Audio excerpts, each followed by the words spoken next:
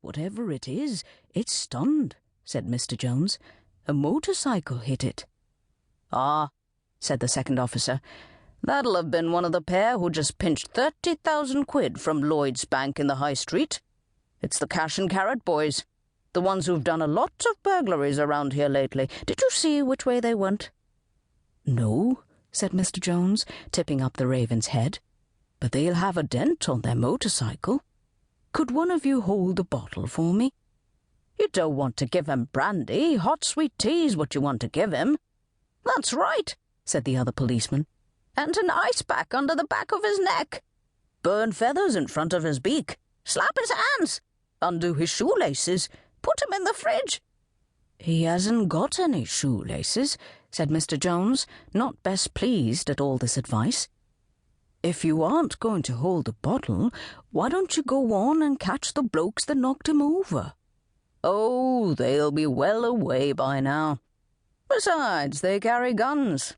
We'll go back to the station," said the first policeman. "And you'd best not stay here giving intoxicating liquor to a bird, or we might have to take you in for loitering in a suspicious manner." "I can't just leave the bird here in the road," said Mr. Jones. "Take it with you, then." "Can't you take it to the station?"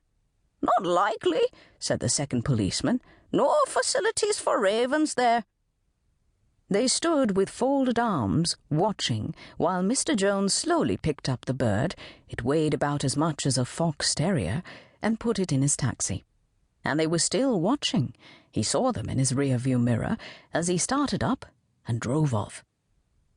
So that was how Mr. Jones happened to take the Raven back with him to number 6 Rainwater Crescent, London NW 3½, on a windy March night.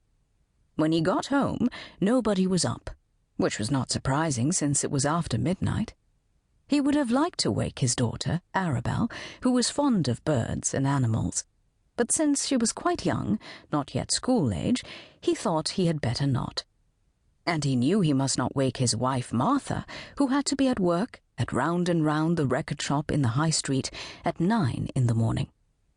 He laid the Raven on the kitchen floor, opened the window to give it air, put on the kettle for hot sweet tea, and while he had the match lighted, burned a feather duster under the Raven's beak. Nothing happened, except that the smoke made Mr. Jones cough. And he saw no way of slapping the Raven's hands or undoing its shoelaces, so he took some ice cubes and a jug of milk from the fridge. He left the fridge door open because his hands were full, and anyway it would slowly swing shut by itself. With great care he slid a little row of ice cubes under the back of the Raven's neck. The kettle boiled, and he made the tea. A spoonful for each person and one for the pot, 3 in all. He also spread himself a slice of bread and fish spread, because he didn't see why he shouldn't have a little something as well as the bird. He poured out a cup of tea for himself and an egg cupful for the Raven, putting plenty of sugar in both. But when he turned around, egg cup in hand, the Raven was gone. "Bless me," Mr. Jones said. "There's ingratitude for you, after all my trouble. I suppose he flew out the window.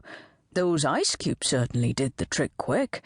I wonder if it would be a good notion to carry some ice cubes with me in the cab. I could put them in a vacuum flask. Might be better than brandy, if lady passengers turn faint." Thinking these thoughts, he finished his tea, and the Raven's, no sense in leaving it to get cold, turned out the light, and went to bed. In the middle of the night he thought, "Did I put the milk back in the fridge?" And he thought, "No, I didn't." And he thought, "I ought to get up and put it away." And he thought, "It's a cold night. The milk's not going to turn between now and breakfast.